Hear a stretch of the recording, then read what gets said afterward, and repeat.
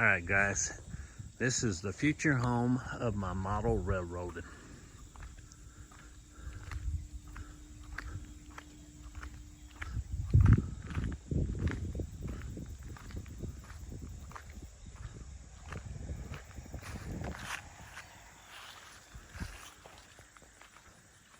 It's about a 14 by 20 building.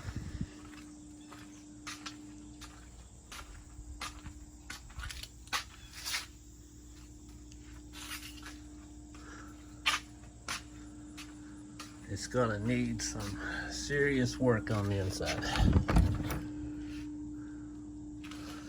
I've started on it, done a little bit.